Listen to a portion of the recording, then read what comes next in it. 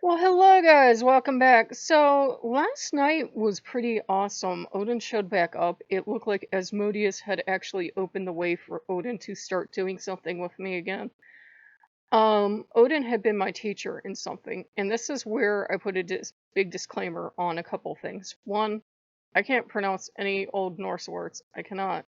Two, I'm not claiming to know secret knowledge. Please don't say that I did. Please don't go around the internet web saying, but she said you taught her. No, I'm not.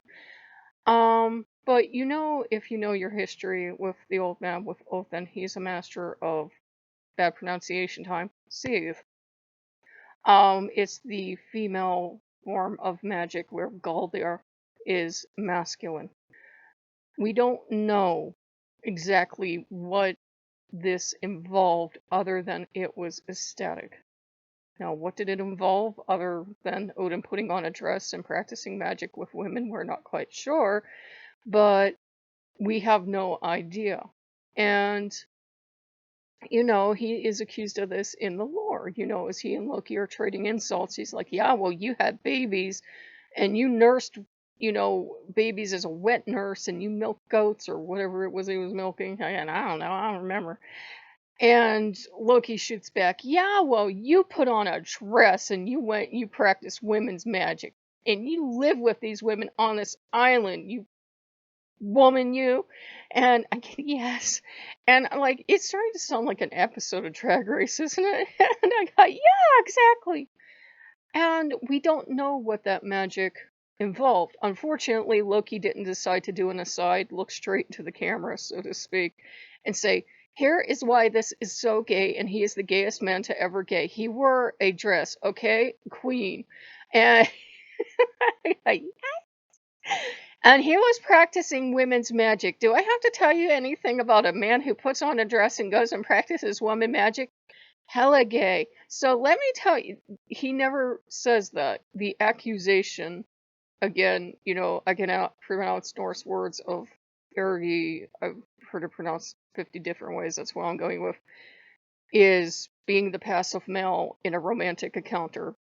Two guys could get it on, but you could pitch and still be a dude's dude, or you could do other than what people think all gay men do, which they don't.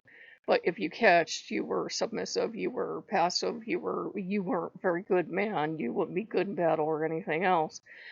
I got, but they'd be good in bed though. Shut up, this is gonna be adults only. I got that ship is already sailed, my dear. So, anyways, yeah, adults only.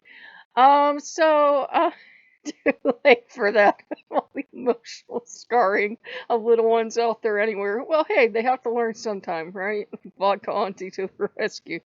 Let me have a drink of coffee here. Sorry about this, guy. Goodness. But, anyhow, you know that about Odin. We got off track.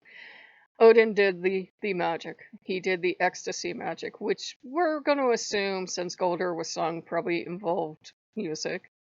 Involved women putting on women's clothing, and it involved some kind of state of ecstasy. Whether it involves some kind of sexuality, we truly don't know. We can guess, considering the scary wool making tools that they had, the spinning tools they had that were usually made out of iron.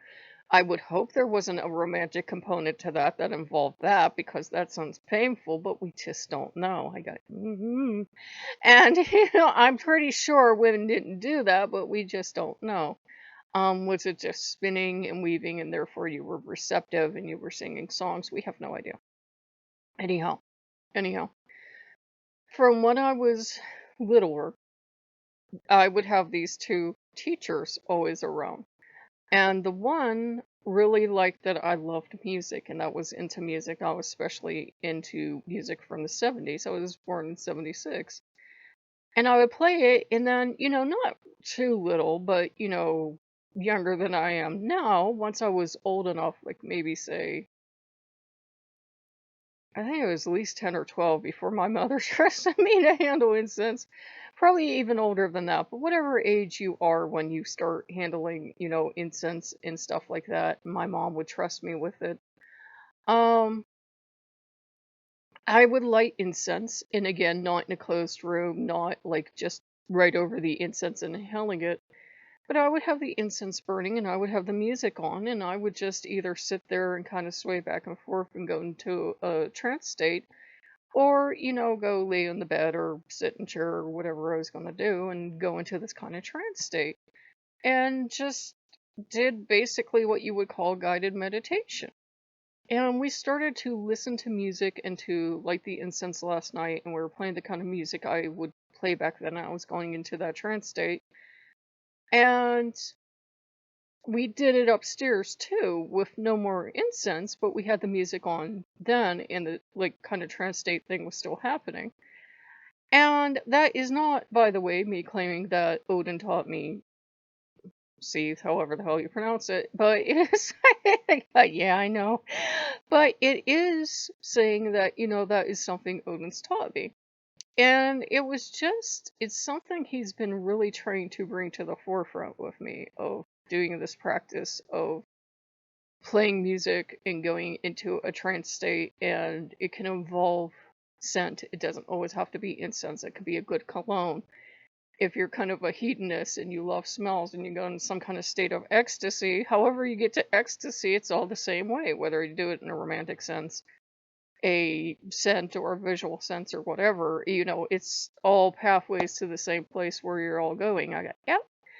And so it was just really good. It was something for the inner hedonist, and I forgot how much I missed this to do this thing that it's sensual as pertaining to the senses. You just go into this kind of state of ecstasy, and it was like no one else has ever gotten music like this. This is kind of nice. Most people talk about loving music, but they don't go into like this weird semi-catatonic state when listening to music either. And I'm sure there's some fancy name on some spectrum out there for that you don't have to share with me, but it was just a nice thing to do with him, and it was one of those things that it felt really empowering, because he was like, you see, you thought you were wasting all this time and all these years, but you were actually doing something magical and productive. So, and TED Talk. But does anybody else out there do that? Do you go into kind of like an ecstasy state when you listen to music, or you look at art, or you smell a certain smell, or whatever? Do you ever do anything with it magically? Have you tried anything? What results have you got? So let's have that conversation. If you guys like what you see, like, comment, subscribe, and we'll see you later. Bye bye.